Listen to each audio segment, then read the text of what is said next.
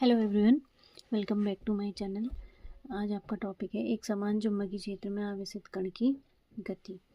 तो इसमें तीन केसेस हैं। पहला केस है जब आवेशित कण चुंबकीय क्षेत्र में क्षेत्र के समांतर प्रवेश करता है।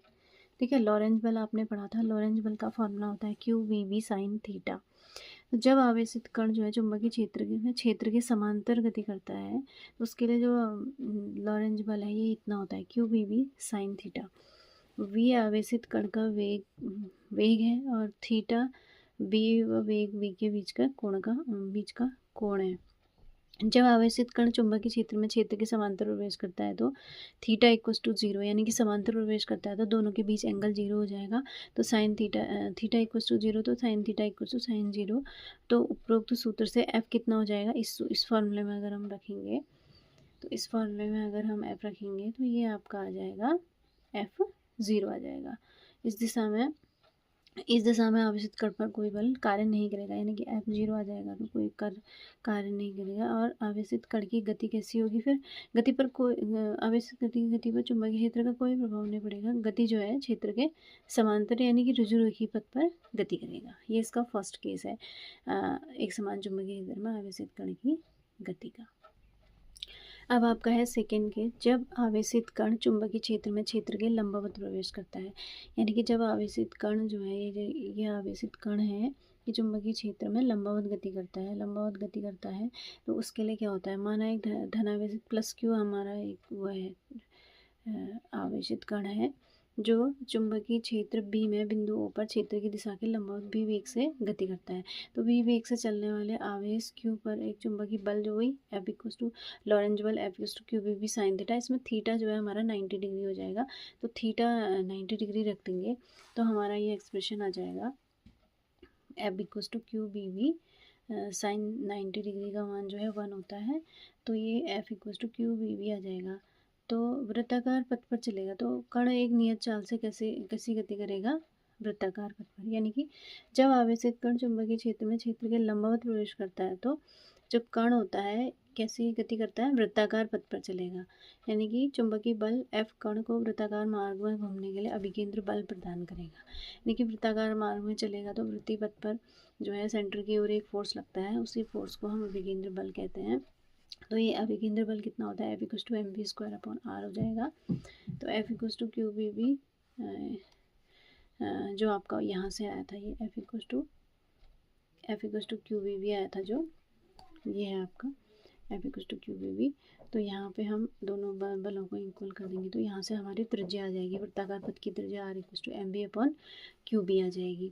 तो वृत्ताकार पथ की त्रिज्या जो है किस पे निर्भर करती है, कण के संवेग यानी कि एम इंटू वी को संवेग कहते हैं, इसके अनुक्रमानुपाती। और विशिष्ट आवेश अगर हम क्यू अपॉन एम को नीचे ले जाएंगे, एम को अगर नीचे लाएंगे तो क्यू अपॉन एम हो जाएगा, ये इसके व्युत्क्रमानुपाती होती है।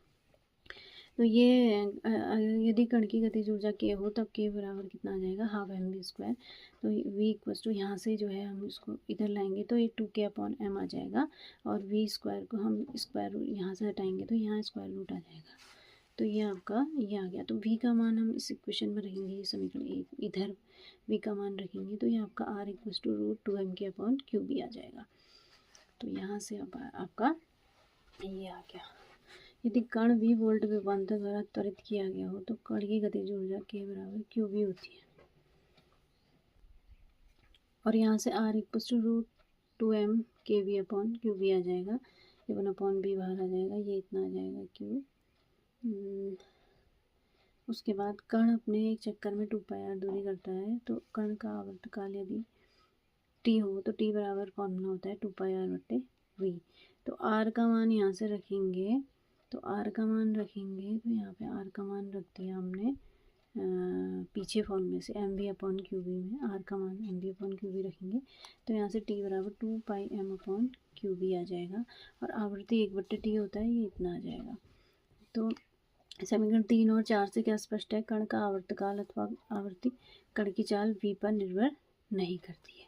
तो यही जो है आपका, जब कण कैसा प्रवेश करता है, लंबवत प्रवेश करता है चुंबकीय क्षेत्र में, तो उस टाइम पे जो उस टाइम पे जो कण की गति होती है वो एक वृत्तीय गति होती है। और इसमें नेक्स्ट आता है जब आवेशित कण चुंबकीय क्षेत्र में तिरछा प्रवेश करता है। तो तिरछा प्रवेश करेगा तो कण जो वेग होगा, कण का जो वेग होगा वो दो घटकों में विभाजित किया जा सकता है। एक तो समांतर घटक आ जाएगा v cos थीटा और लंबवत घटक आ जाएगा v sin थीटा। तो जो समांतर कण है, जो समांतर घटक है वो कण को ऋजुरेखीय पथ पर चलाता है, जबकि जो लंबवत घटक है वो उसको कैसा वृत्ताकार पथ पर, वृत्तिपथ पर चलाता है। इन दोनों का अगर हम परिणामी लेते हैं तो वो एक परिणामी कुंडलिनी के रूप में होता है, यानी कि जिसकी अक्ष चुंबकीय क्षेत्र के समांतर इस टाइप का बनता है, हेलिक्स फॉर्म बनता है। जब आवेशित कण चुंबकीय क्षेत्र में तिरछा प्रवेश करता है तो वो एक हेलिक्स बॉन्ड यानी कि कुंडलिनी के रूप में होता है। तो यही आपका आवेशित कण की गति है। जब वो समांतर प्रवेश करता है तो उस टाइम पे उसकी गति जो है ऋजुरेखीय होगी। जब लंबवत प्रवेश करता है तो उसकी गति जो है वृत्तीय होगी। और जब कण कैसे आवेशित क्षेत्र में तिरछा प्रवेश करता है तो उसकी गति एक कुंडलिनी हेलिक्स के फॉर्म में होती है, लाइक दैट ये होती है।